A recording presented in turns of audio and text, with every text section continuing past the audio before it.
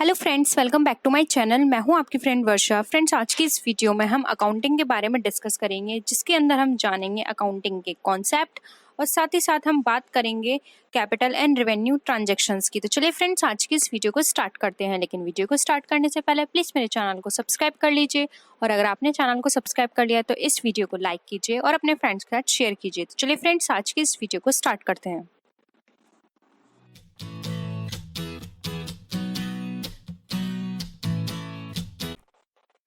Accounting.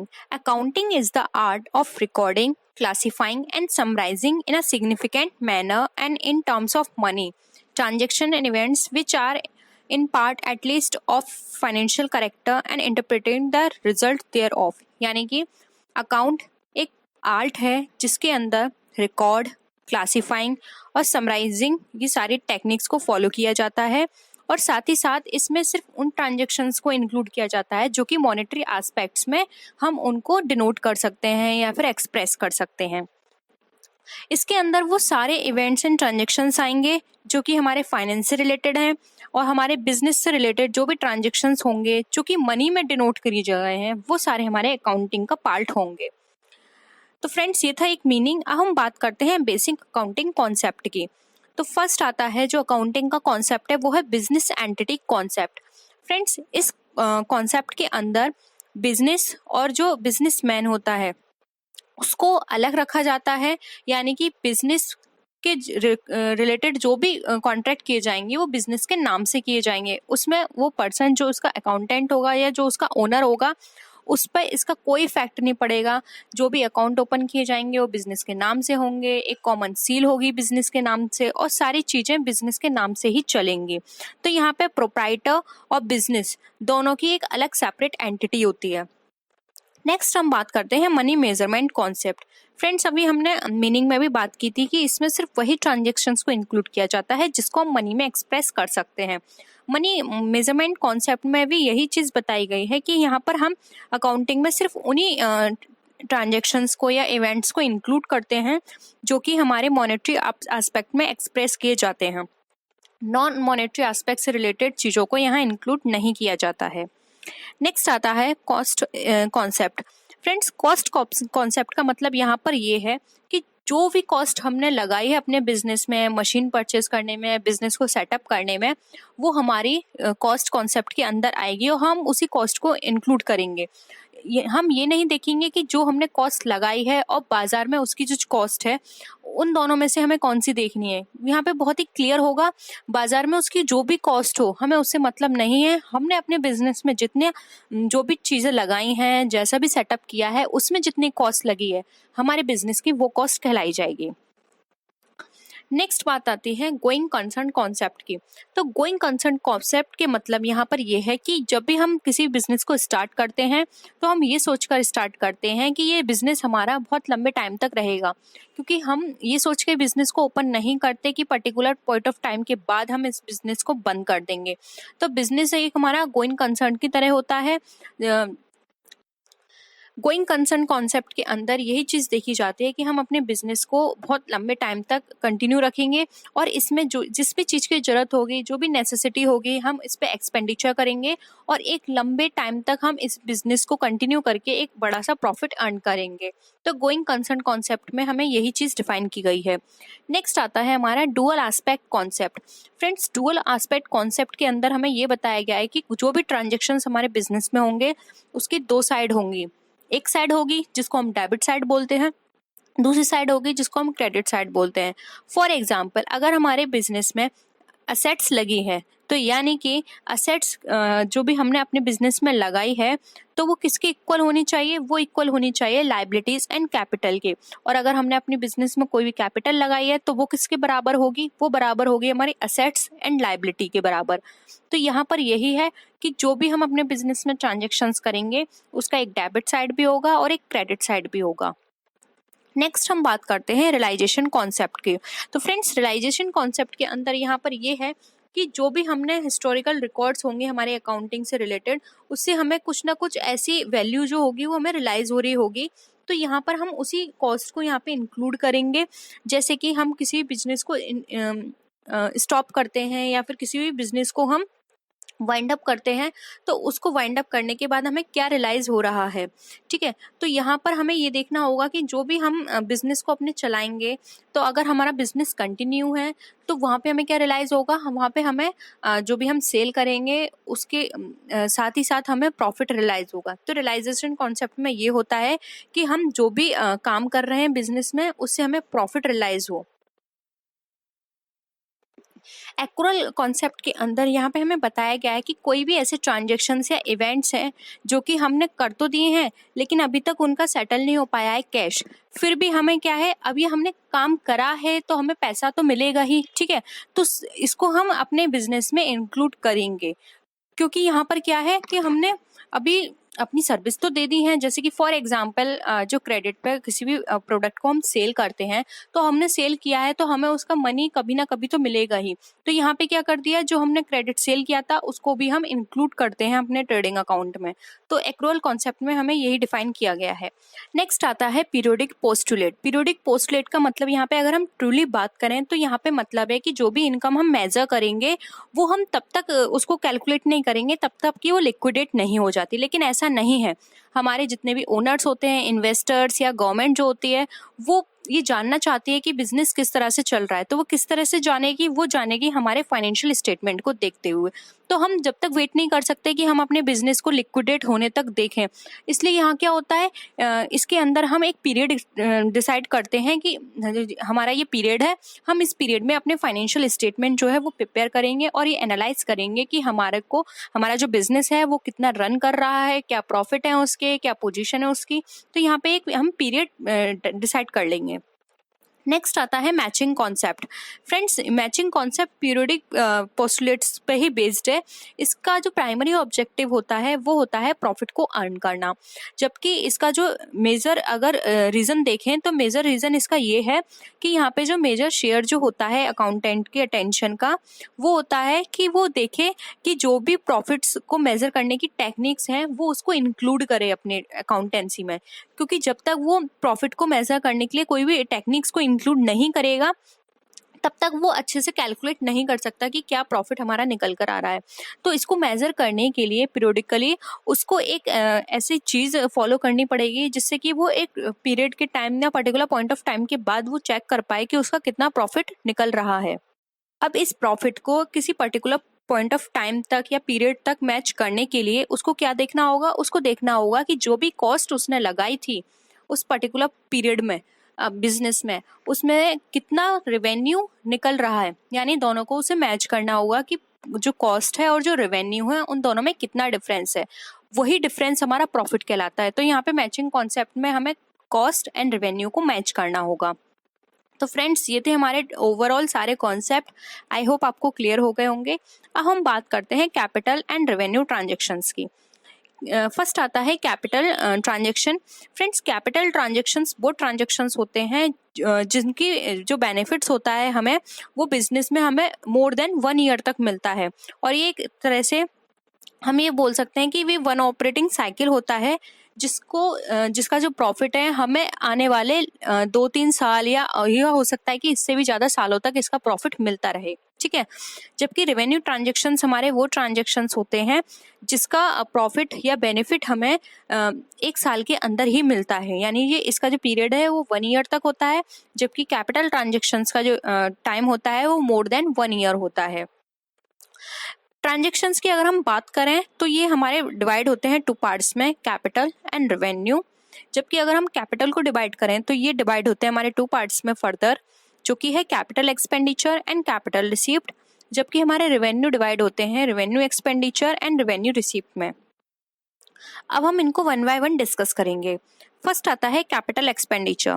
The capital expenditure is that expenditure that benefits of which is enjoyed और consumed not in 1 year but more than 1 year. तो इसका मतलब यहाँ पे क्या हो गया कि कैपिटल एक्सपेंडिचर वो एक्सपेंडिचर होते हैं जो कि हमारे जिनका जो बेनिफिट है, मतलब हम कुछ भी एक्सपेंडिचर करेंगे और उसके बदले में हमें जो सर्विस मिलेंगे या गुड्स मिलेंगे, जो भी फैसिलिटी मिलेगी, उसको सिर्फ हम 1 साल के लिए हम इंजॉय नहीं करेंगे, उसको हम आने वाले आगे के सालों में भी हम उसको इंजॉय करेंगे।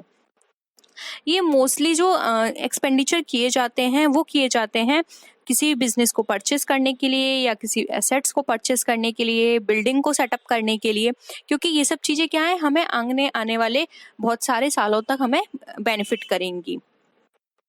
जैसे कि हमारा फिक्स एसेट्स परचेस करना, land, building, plant and machinery, furniture, और अगर हम अदर एग्जांपल्स की बात करें तो इसके अंदर हमारे किसी बिजनेस को एक्वायर करना, ब्रोकरेज देना किसी बिल्डिंग को खरीदने में, क्योंकि ये क्या है ये बहुत ही लार्ज होते हैं और ये हमें आगे तक काम करेंगे।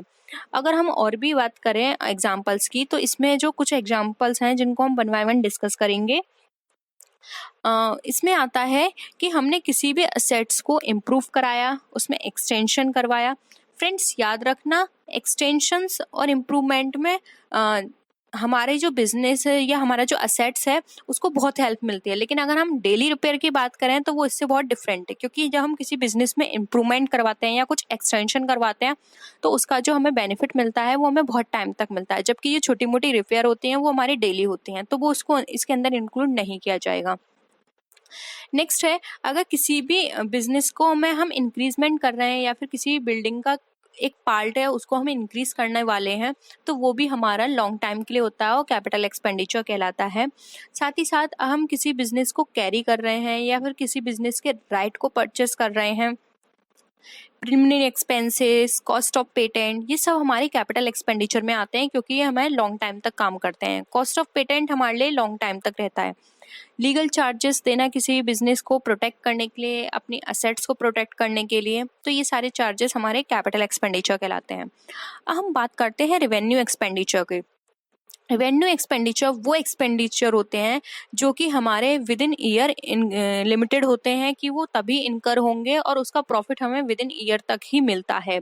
फॉर एग्जांपल, जैसे कि डे टू डे बिजनेस को रन करने के लिए जो एक्सपेंसेस किए जाते हैं, जैसे कि wages, salary, rent, postage, insurance. Other बात करें तो अपने किसी भी बिजनेस रीसेल करना किसी भी गुड्स को, जैसे कि फॉर एग्जांपल किसी बिजनेस ने गुड्स परचेस किए और उसको रीसेल किया, तो ये भी हमारा रेवेन्यू एक्सपेंडिचर है। किसी बिजनेस असेट्स की रिपेयर कराना, बिल्डिंग की रिपेयर कराना, ये सारे हमारे रेवेन्यू एक्सपेंडिचर में आते हैं। फिक्स असेट्स की डेप्रिसिएशन निकालना और किसी भी बिजनेस को रन करने के लिए हमने लोन लिया है तो उस पर जो इंटरेस्ट देते हैं ये भी हमारा रेवेन्यू एक्सपेंडिचर कहलाता है। अब हम बात करते हैं अनदर एक्सपेंडिचर की जो कि है हमारा deferred revenue expenditure. Friends, deferred revenue expenditure वो एक्सपेंडिचर होता है, ये हमारा रेवेन्यू एक्सपेंडिचर की तरह इंक्लूड किया जाता है और ये जो एक्सपेंडिचर होते हैं ये वो एक्सपेंडिचर होते हैं जो कि बहुत लार्ज अमाउंट पे होते हैं और इसको हम 2 या 3 साल के अंदर हम इसको राइट ऑफ करते हैं। जैसे कि discount allowed on issue of debenture and development expenditure on mines and millions, expenditure on an advertisement campaign और अ साइंटिफिक एक्सपेंडिचर। तो ये क्या होगा, ये कुछ एग्जांपल्स हैं। अब इनको हम राइट ऑफ 1 साल में नहीं करते, क्योंकि अगर हम इनको राइट ऑफ 1 साल के अंदर करेंगे तो हमारे बैलेंस शीट पे एक बहुत ही गलत इम्पैक्ट पड़ेगा। इसलिए हम क्या करते हैं, इसको 2 या 3 साल में हम इसको राइट ऑफ करते हैं, थोड़ा थोड़ा जो भी हमने प्रोपोर्शन लिया है उसके प्रोपोर्शन में। तो यहाँ पर ये हमारा रेवेन्यू एक्सपेंडिचर की तरह कंसिडर किया जाता है। अब हम बात करते हैं कैपिटल रिसीप्ट की। कैपिटल रिसीप्ट वो रिसीप्ट होती है जो कि हमें रियलाइज होती है किसी भी फिक्स एसेट्स को सेल करने से, जैसे कि plant and machinery, furniture, land, या फिर हमने किसी भी तरह से कोई कंट्रीब्यूशन किया है किसी भी कैपिटल को बढ़ाने में, या फिर किसी भी तरह की कोई डोनेशन दी है लाइफ मेंबरशिप के लिए, तो ये क्या कहलाते हैं, हमारे कैपिटल रिसीप्ट कहलाती हैं। तो इस तरह की चीज़ें क्या होती हैं, हमें लॉन्ग टाइम तक काम करती हैं। अगर हम किसी भी तरह से किसी क्लब को ज्वाइन करते हैं और लाइफ मेंबरशिप लेते हैं उसकी, तो यहाँ पर क्या है, हमें लॉन्ग टाइम तक हमारी हेल्प करेगी। तो ये इसमें जो भी खर्चा आता है ये इस और जो रिसीप्ट हमें मिलती है वो कैपिटल रिसीप्ट कहलाती है। अगर हम रेवेन्यू रिसीप्ट की बात करें, रेवेन्यू रिसीप्ट वो रिसीप्ट होती है जो कि हमें अराइज होती है जब हम किसी भी गुड्स एंड सर्विसेज को सेल करते हैं या फिर हम किसी भी तरह का कोई इनकम देते हैं, जैसे कि रॉयल्टी है, कंसल्टेंसी फी है, या फिर हम इंटरेस्ट पे करते हैं किसी भी इन्वेस्टमेंट पे, हमने डिविडेंड रिसीव हुआ, रेंट ऑफ प्रॉपर्टी मिला या फिर कमीशन हमें अर्न हुआ, तो इसके बदले में हमें जो रिसीप्ट मिलती है वो हमारी रेवेन्यू नेचर की होती है, क्योंकि इनका जो टाइम पीरियड होता है वो बहुत ही शॉर्ट होता है। हमें कमीशन रिसीव होगा तो वो कमीशन हमारा पर्टिकुलर उस ईयर के लिए होता है। रेंट जो मिलता है हमें किसी भी प्रॉपर्टी का वो भी हमारा उसी ईयर के लिए होता है। ये हमारा रेंट जो है वो हमारे नेक्स्ट ईयर काम नहीं आएगा। ठीक है, अब हम बात कर लेते हैं इनके डिफरेंस के बारे में। Capital expenditure and revenue expenditure में क्या क्या डिफरेंस है। फर्स्ट आता है it is incurred for acquisition of fix assets, यानी कि ये फिक्स असेट्स को एक्वायर करने में अराइज होता है, जबकि रेवेन्यू एक्सपेंडिचर हमारा किसी बिजनेस को रन करने में इनकर होता है। सेकंड है these are incurred in increasing the value of fix assets, यानी ये फिक्स असेट्स की वैल्यू को इंक्रीज करने में इनकर्ड होते हैं, जबकि ये they do not increase the value of fix asset, यानी इससे फिक्स असेट्स की वैल्यू इंक्रीज नहीं होती है। थर्ड आता है they increase the earning capacity of the business, जबकि रेवेन्यू एक्सपेंडिचर में ये सिर्फ मेंटेन करते हैं बिजनेस की अर्निंग कैपेसिटी को। फोर्थ है the benefit of such expenditure extend to the more than 1 year. ठीक है, यानी कि ये मोर देन 1 ईयर के होते हैं, जबकि रेवेन्यू एक्सपेंडिचर में जो इसकी लिमिटेड टाइम होता है वो होता है ओनली 1 ईयर। नेक्स्ट है फिफ्थ पॉइंट, कैपिटल एक्सपेंडिचर जो एक्सपेंसेस होते हैं वो नॉन रिकरिंग नेचर होते हैं, जबकि हमारे रेवेन्यू एक्सपेंडिचर जो होते हैं वो हमारे रिकरिंग नेचर के होते हैं। हम कुछ प्रैक्टिस की बात कर लेते हैं। फर्स्ट है हमारा cost of air conditioning in the office of the general manager, यानी जनरल मैनेजर के ऑफिस में एयर कंडीशनिंग की कॉस्ट क्या है। तो फ्रेंड्स ये हमारा कैपिटल एक्सपेंडिचर का काम है। नेक्स्ट है cost of overhauling and painting a second hand truck newly purchased. तो फ्रेंड्स ये किस तरह का एक्सपेंसेस है। तो फ्रेंड्स ये जो एक्सपेंस है ये भी हमारा कैपिटल एक्सपेंडिचर है। नेक्स्ट है cost of the annual tax paid and annual insurance premium paid on the truck mentioned above, यानी कि जो ऊपर ट्रक की बात की गई थी उस पे हमने किसी भी तरह का टैक्स पे किया और इंश्योरेंस प्रीमियम पे किया, तो ये हमारा खर्चा किस तरह का खर्चा है। तो फ्रेंड्स अगर हमने प्रीमियम पे किया है तो ये हमारा रेवेन्यू नेचर का है, क्योंकि इसकी जो भी वैल्यू हमने इस पे स्पेंड की है इससे ट्रक की वैल्यू में ऐड नहीं किया जाएगा, और ये हमारा विद इन 1 ईयर के लिए ही है। नेक्स्ट आता है wages paid to workers for installation of machinery, यानी किसी भी मशीनरी को इंस्टॉल करने में हमने वर्कर्स को वेजेस दी। तो फ्रेंड्स इस तरह की जो चीज़ें होती हैं कैपिटल एक्सपेंडिचर में आती हैं, क्योंकि जब हमने उसको काम करवाया है तो उसके जो पैसे हैं वो मशीनरी के अमाउंट में ही इंक्लूड हो जाएंगे। नेक्स्ट आता है cost of making more exist in the cinema hall under orders of the government, यानी गवर्नमेंट के ऑर्डर के अंडर जो भी सिनेमा हॉल है उसमें एग्जिस्ट को ज़्यादा एग्जिस्ट बनाई गई। तो फ्रेंड्स इसका जो आंसर होगा, बताइए क्या होगा इसका आंसर। इसका जो आंसर है वो ये है कि ये रेवेन्यू एक्सपेंडिचर का है, इसलिए कैपिटल एक्सपेंडिचर का नहीं है, क्योंकि इससे जो कैपेसिटी है हॉल की वो इंक्रीज नहीं होगी। अगर किसी भी काम से जो हॉल है वहाँ की कैपेसिटी इंक्रीज होती तो ये कैपिटल एक्सपेंडिचर का होता। नेक्स्ट है cost of redecorating a cinema hall, यानी कि सिनेमा हॉल को रीडेकोरेट किया गया। तो फ्रेंड्स ये सिनेमा हॉल को रीडेकोरेट किया गया है लेकिन कैपेसिटी पे कोई फर्क नहीं पड़ा है, इसलिए ये भी हमारा रेवेन्यू एक्सपेंडिचर का है। नेक्स्ट है cost of putting up a gallery in a theatre hall, theatre hall में एक गैलरी को पुट किया गया है, यानी गैलरी बनाई गई है, तो ये किस तरह का खर्चा है। तो फ्रेंड्स ये हमारा कैपिटल एक्सपेंडिचर का खर्चा है, क्योंकि जब हमने गैलरी में बनाई है वहाँ पे, तो वहाँ पे भी हमारे नंबर ऑफ सीट्स क्या हो जाएंगी, इंक्रीज हो जाएंगी, तो ये हमारा कैपिटल एक्सपेंडिचर है। नेक्स्ट है cost of acquiring the goodwill of an old firm, यानी कि किसी ओल्ड फर्म की गुडविल को एक्वायर किया गया, तो ये किस तरह का खर्चा है। तो फ्रेंड्स ये कैपिटल एक्सपेंडिचर है, क्योंकि जब हमने किसी भी बिजनेस की गुडविल को एक्वायर किया है तो ये हमें आगे तक बेनिफिट करेगी।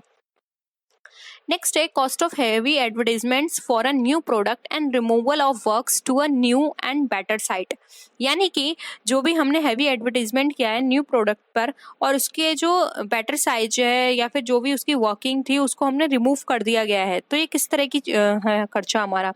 तो फ्रेंड्स अगर हैवी है, लेकिन यहाँ पे जो कैपिटल नेचर है इसका, यहाँ पे हमने किसी बिजनेस को न्यू को अक्वायर नहीं किया है, सिर्फ हमने उसको हैवी किया है, तो ये हमारा रेवेन्यू एक्सपेंडिचर है। तो फ्रेंड्स ये थे कुछ एग्जाम्पल्स। आई होप आपको पसंद आए होंगे। अगर आपको वीडियो पसंद आए तो प्लीज़ वीडियो को लाइक कीजिए और प्लीज़ अपने फ्रेंड्स के साथ इसको शेयर भी ज़रूर कीजिएगा। और नेक्स्ट वीडियो में हम फिर मिलेंगे और विच वीडियोज़ के साथ। तब तक के लिए बाय बाय।